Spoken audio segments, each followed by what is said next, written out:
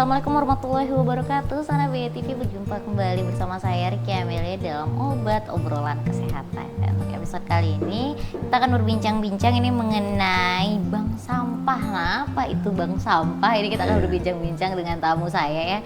Ada narasumber istimewa saya ini sudah bersama saya, ada Bapak Afrianto MKes DPH yang merupakan Ketua Bidang Riset dan Pengembangan Teknologi Kesmas Ikatan Ahli Kesehatan Masyarakat ataupun IAKMI Pemda Bengkulu. Kita sapa terlebih dahulu Bapak. Assalamualaikum. Waalaikumsalam warahmatullahi wabarakatuh. Iya, apa kabar Pak hari ini? Sehat. Sehat ya Pak ya, dan semoga juga Sana BTV selalu diberikan kesehatan juga tentunya. Nah Pak, ini kita tadi sudah disebutkan Pak di awal, kita akan berbincang-bincang mengenai bank sampah. Nah ini mungkin Sana BTV juga masih bingung Pak, bank sampah tuh apa sih sebenarnya Pak? Oke, ya kalau menurut pengertian secara umum, kalau bank sampah itu kan secara umumnya itu konsep pengumpulan sampah kering dan dipilah secara dan memiliki manajemen yang layaknya perbankan, tapi yang ditabung bukan uang melainkan sampah. Warga yang menabung yang juga disebut sebagai nasabah memiliki buku tabungan. Oh, seperti ada buku itu. tabungannya Ya, ada buku juga. tabungannya. Pak, berarti bank sampah ini sebenarnya program dari mana sih Pak? Sebenarnya program bank sampah ini kalau yang lagi tren ini kan itu sekarang ini kan Merdeka Sampah ya. Merdeka Sampah yang dicanangkan oleh Wali Kota untuk tahun 2021 ini Dari 2022 kemarin. Merdeka Sampah atau ya banyak program tentang sampah. Nah, dalam prakteknya kegiatan Merdeka Sampah itu ya dihubungkan dengan bank sampah. Bank Ya. sampah ini dari program IAKMI atau dari pemerintah? Pemerintah. Oh, dari pemerintah juga. Pemerintah, tapi program sebenarnya bank sampah ini kan programnya sudah ada sejak lama. Itu kalau kita jalan-jalan ke Pulau Jawa itu sudah banyak bank sampah. Sudah banyak kegiatan bank sampah. Tapi mungkin di Bengkulu masih belum terlalu tren ya. Oke. Tapi kalau di Bengkulu sendiri Pak, ini mengenai bank sampah ini sendiri sudah wilayah mana saja Pak yang mungkin sudah menjalankan kegiatan ataupun program bank sampah ini? Ya kalau kita lihat cek online itu sekitar 26 bank sampah di Provinsi Bengkulu. Tapi kalau di kota sekitar 5. Oh, di kota sekitar 5. Tapi yang banyak yang lagi apa? Yang maksudnya yang prosesnya yang banyak programnya itu bank sampah di daerah Kampung Melayu dan Betungan kalau salah. Oke, di daerah Kampung Melayu dan juga Betungan. Nah, berarti bank sampah ini tadi disebutkan, dijelaskan ya Pak ya, sempat di depan bahwasanya bank sampah ini sebenarnya sama kayak bank konvensional, cuman yang ditabung itu sampah, bukan uang. Dan juga ini orang ataupun nasabah yang menabungnya ini sendiri ada buku tabungannya juga. Ini gimana berarti sistemnya tuh Pak? Apa dihitung per kilo atau gimana? Ya, bank sampah secara umumnya itu kan kadang-kadang gini. Kita mengartikan bank sampah itu kan lebih fokus ke kayak pemulung kayak gitu ya. Tapi sebenarnya tidak. Sebenarnya di bank sampah itu tidak ada pemungutan sampah. Sampah itu sebenarnya sudah dipilah di tingkat rumah tangga. Ya, tingkat rumah tangga sudah memilahnya dan tadi mereka bisa membuat komposter, nanti kompos tersebut bisa dijual oleh kelompok bank sampah, itu bisa dijual dalam bentuk kiloan, juga bisa dikembangkan dengan beternak cacing. Ya kalau kompos itu kan kisaran harganya, ya kalau kompos untuk per 10 kilo untuk tanaman itu kan harganya bisa mencapai 20.000 kalau nggak salah saya. Gitu. Kalau cacing kan sekitar 50.000 per kilo. Oh iya, ini berarti bisa menjadi solusi juga ya Pak ya untuk pengelolaan sampah agar mungkin lingkungan jadi lebih sehat dan bersih gitu. Nah ini salah satunya tuh ada bank sampah. Pak, berarti tadi untuk kategori sampahnya Pak yang bisa dimasukkan ke bank sampah ini ada kategori khusus tidak? Sampah yang bisa menghasilkan secara ekonomi kan. Jadi kalau sampah yang paling penting itu sampah organik. Organik itu ya dengan proses pengomposan komposter dengan menggunakan E4 dalam waktu 2 minggu dia bisa menjadi kompos dan selanjutnya bisa dijual kembali dalam bentuk pupuk ya, pupuk untuk tanaman dan sebagainya. Nah, tapi sebenarnya yang mengelola itu kelompok bank sampahnya.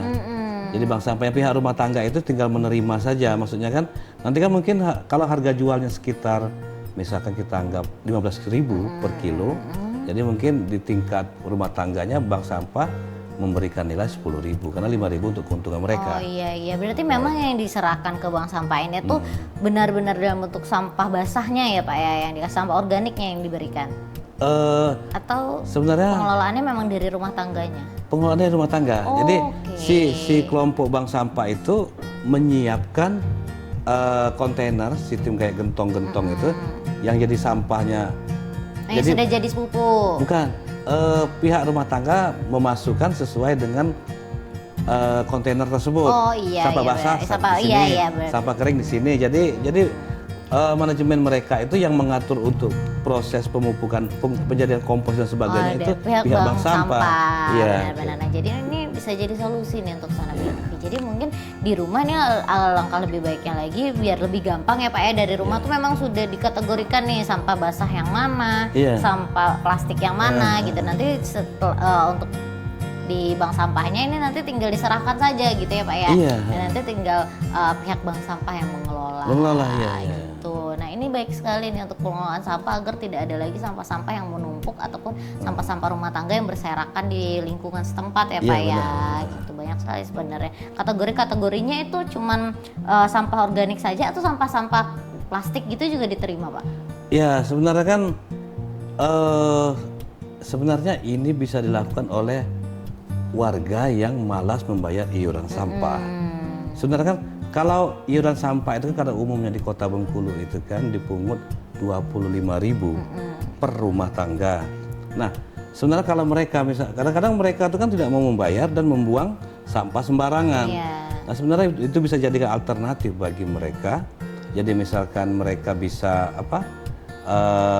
membuang atau memilah sampah sendiri di dalam media atau tong atau drum atau sebagainya yang ditetapkan oleh bank sampah. Ya tentunya kan nanti kan yang untuk proses pembuatan pupuk dan sebagainya itu pihak bank sampah yang mempunyai teknologinya. Nah nanti ya kalau komposter itu hitungannya 2 minggu ke depan jadi pupuk, itu bisa dijual. Jadi semua sampah nih diterima sebenarnya Pak Diterima. ya? Sampah, bukan hanya sampah organik tapi non organik Non-organik juga, ya. Gitu.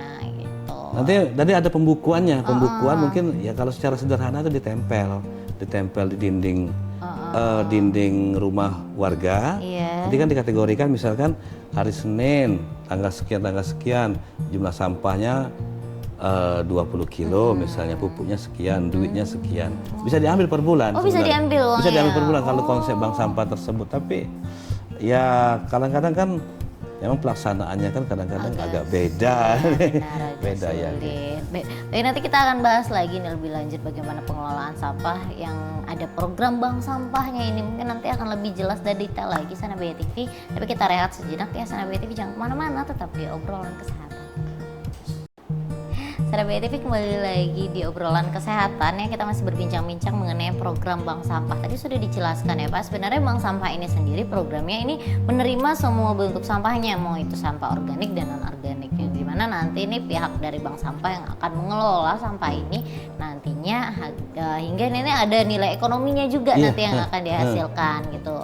Dan tadi sempat di akhir segmen awal Bapak sempat menyampaikan bahwasanya ini nanti hasil dari bank sampah ini nanti uangnya bisa diambil juga berarti setiap bulannya. Setiap bulan. Oh, nah ini nih selain mengurangi sampah sampah untuk menanggulangi banyaknya sampah mungkin yang bertebaran di lingkungan, ini juga akan ada nilai ekonominya ya Pak ya gitu.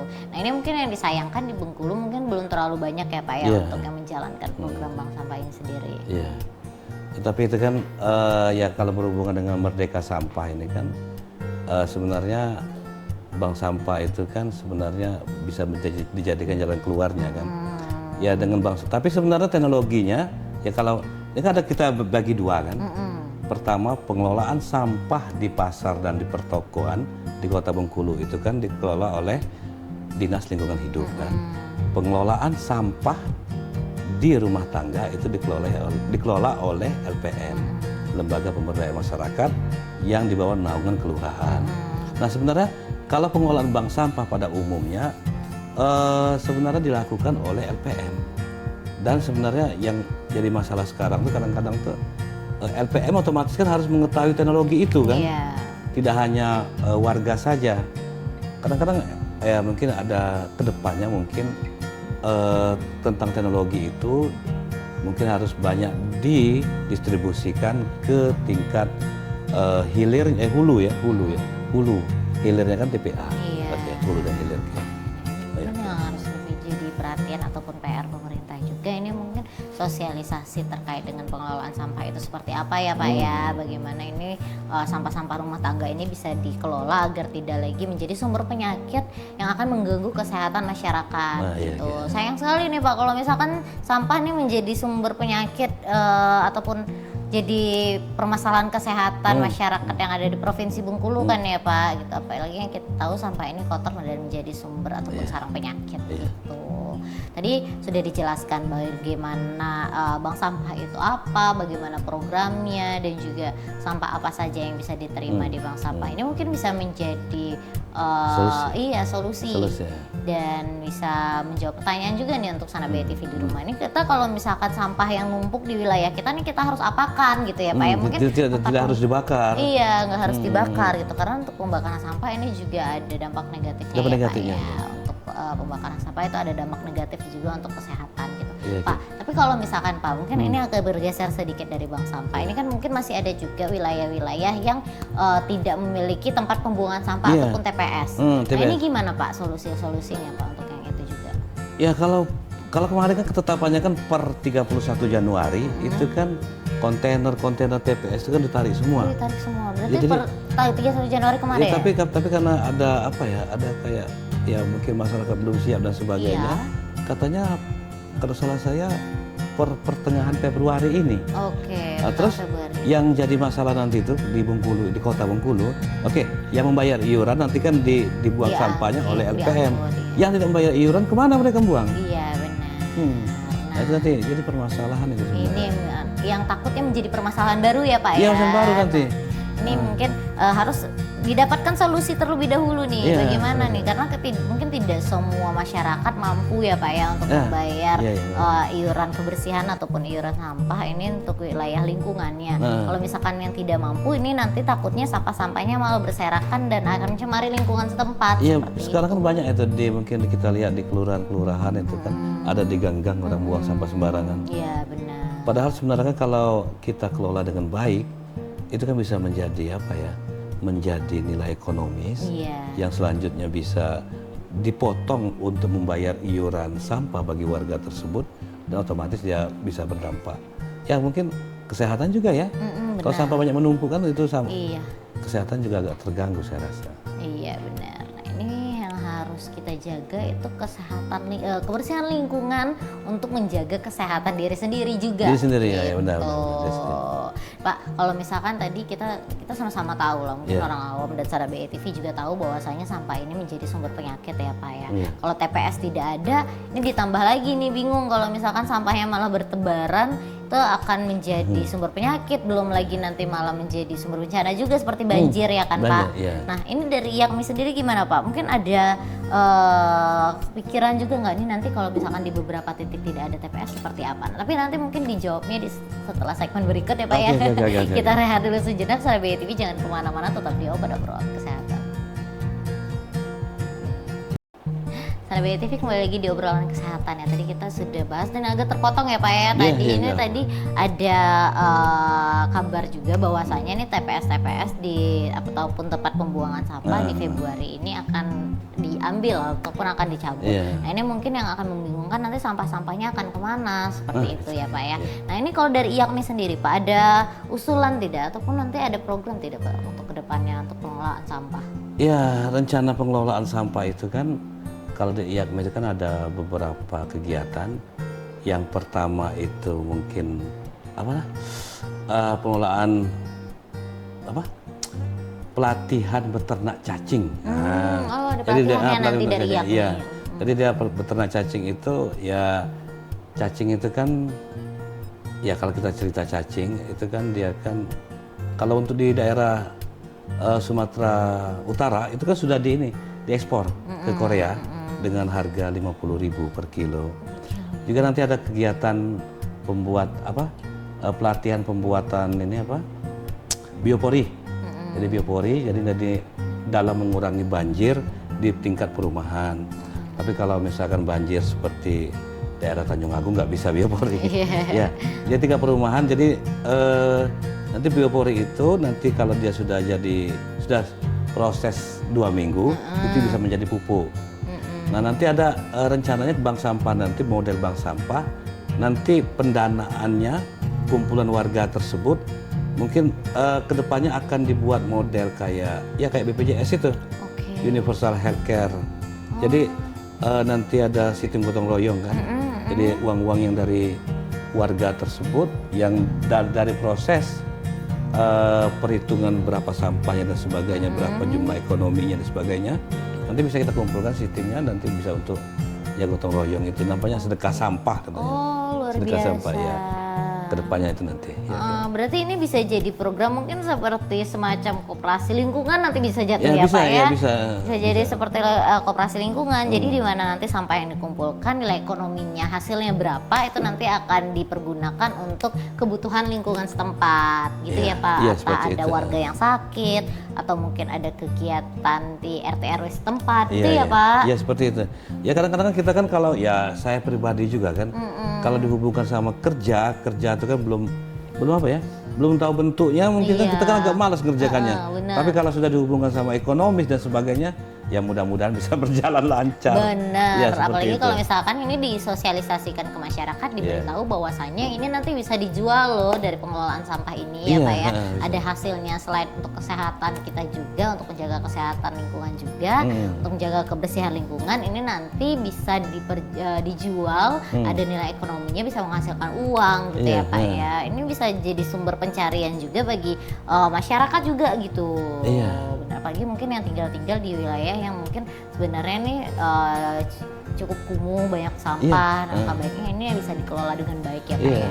Sebenarnya kan kalau kita lihat ya itu tadi bisa kita bagi mungkin sampah organik, sampah anorganik, dan sampah yang masih layak dijual. Kayak yang diambil oleh pemulung-pemulung tersebut kan. Itu sebenarnya bisa menjadi saya kira bisa meningkatkan taraf ekonomi warga masyarakat juga. Luar biasa sekali loh. Sebenarnya program-program dari pemerintah ini juga sudah baik ya Pak ya. Belum lagi ini ada dari IAKMI juga akan ada program-program ke depannya untuk pengelolaan sampah. Seperti itu ada juga nanti akan ada sosialisasi ya Pak ya.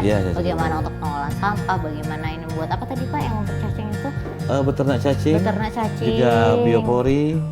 Jadi banyak sekali nanti mungkin sosialisasi yang akan dilaksanakan ataupun diselenggarakan oleh IAKMI sendiri. Iya, mudah-mudahan nanti bisa terlaksana. Benar, kita tunggu nanti kabarnya Pak kalau kalau misalkan nanti berhasil nanti dihubungi lagi BRTP. Benar, jadi kita juga bisa tahu bagaimana sosialisasinya, bagaimana realisasinya juga ke masyarakat terkait dengan pengelolaan sampah ini. Pak, ini mungkin kita akan menyinggung sedikit ya Pak ya, tentang kesehatannya lah Pak. Mungkin di episode-episode sebelumnya kita sudah membahas juga bahwasanya memang mungkin Sahabat BTV juga tahu dan paham betul bahwasanya sampah ini adalah sumber penyakit gitu. Nah ini yang paling yang biasa kita dengar kan penyakit kulit ya Pak ya, diare, malaria, DBD. Untuk penyakit lainnya ada nggak sih Pak yang ditimbulkan dari sampah ini sebenarnya? Sebenarnya kan dia kan ada beberapa penyakit itu tidak langsung kan. Tapi ya kalau proses pembakaran itu yang berbahaya. Oh, yang paling bahaya. Kalau bahaya itu kan dia kan bisa mengakibatkan infeksi pernapasan dan ya kanker ya. Jadi kan sifat kanker itu kan dia kan tidak langsung. Tidak langsung. Jadi mungkin 5 tahun ke depan, 10 tahun ke depan baru terlihat. Yang itu berbahaya. Jadi kalau kita berbicara tentang penyakit pada umumnya yang diakibatkan sampah mungkin tidak bisa dijelaskan. Iya, banyak sekali pokoknya. Banyak, tapi karena karena jangka panjang kan? Iya, benar. Ya, jangka panjang jadi tidak bisa nggak kelihatan. Kalau mungkin misalkan kayak diare ini kelihatan ya Pak ya, habis makan kotor nih kemarin, perutnya langsung tidak enak, atau mungkin penyakit kulit atau DBD dan malaria itu udah bisa kelihatan langsung. Tapi kalau seperti yang tadi kanker itu mungkin sudah lama baru terlihat ada, ternyata penyakit ini yang kita kadang tidak tahu penyebabnya tuh ternyata itu. Gitu. Dan ini yang paling bahaya karena BTK. Jadi pembakaran atau melakukan membakar sampah di lingkungan tempat tinggal itu bahaya sekali, karena nanti asapnya ini akan menyebabkan penyakit yang serius ya Pak ya. Berpengaruh terhadap gangguan pernapasan bisa ya. Terkadang radang tenggorokan di awalnya kan. Tapi ya kita tidak tahu nanti kan tiba-tiba ya banyak sih kasus-kasus banyak. cancer seperti itu kan.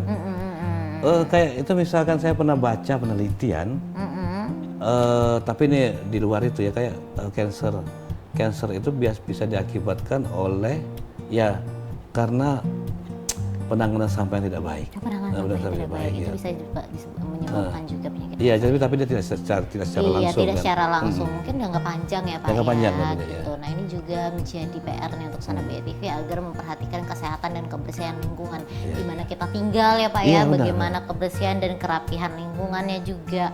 Mungkin yang tinggal di wilayah ataupun titik-titik langganan banjir. Oh, iya. Ini yang bisa menjadi perhatian ya Pak ya. Apalagi kalau sekarang tuh Bengkulu lumayan sering diguyur hujan. Iya, Mungkin iya. yang kalau sudah banjir, mungkin bagaimana membersihkan sisa-sisa banjirnya juga menjadi perhatian. Iya. Sampah-sampah sisa-sisa banjir tuh juga menjadi perhatian bagaimana ini pengelolaannya, pembersihannya secara baik seperti apa agar tidak menimbulkan penyakit-penyakit. Iya, kalau banjir kan banjir tadi ya mungkin kita solusinya dalam waktu dekat itu ada pembuatan biopori Gitu untuk tadi. mengurangi banjir, tapi ya dengan volume tertentu. Iya. Nggak bisa kalau ini. Kalau mungkin untuk perumahan bisa dilakukan.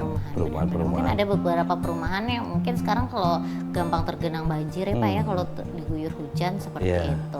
Baik Pak, karena kita juga sudah di penghujung segmen nih Pak, mungkin ada pesan-pesan juga yang ingin disampaikan ke Sana BTV terkait dengan pengelolaan sampah, bagaimana mungkin mengolah sampah agar kesehatan kita ini tetap terjaga juga. Silakan Bapak.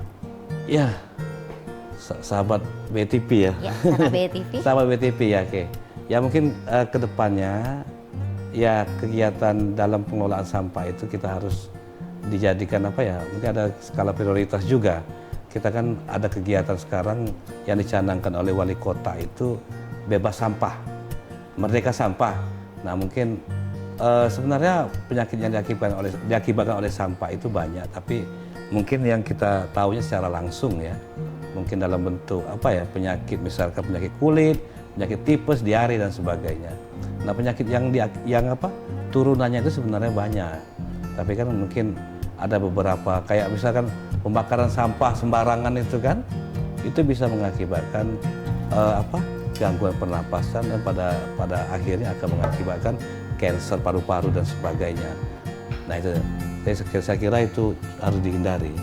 Jadi mungkin ya pihak rumah tangga itu mungkin dalam pengelolaan sampahnya kalau di warga-warga setempat kan mereka berkoordinasi dengan RPM, jangan membuang sampah sembarangan, maksudnya gitu ya. Mungkin kalau kita berbicara mengenai sampah ya Pak ya, dan juga Sana BTV ini mungkin sesuatu yang tidak asing lagi di kita, namun masih sering diabaikan terkait dengan bagaimana pengelolaan sampah ini sendiri. Karena memang banyak sekali ternyata penyakit yang disebabkan oleh pengelolaan sampah yang tidak baik dan juga kesehatan lingkungan yang mungkin kurang diperhatikan seperti itu ya Pak ya. Dan untuk Sana BTV terima kasih sudah menyaksikan obrolan kesehatan untuk episode kali ini. Semoga tayangan kami tetap menjadi tayangan yang informatif dan juga menjadi hiburan yang menarik untuk Sana BTV tonton dimanapun berada. Akhir kata saya Ricky Amelia beserta segenap kerabat kerja yang bertugas pamit undur diri. Wassalamualaikum warahmatullahi wabarakatuh dan sampai jumpa. Sampai jumpa.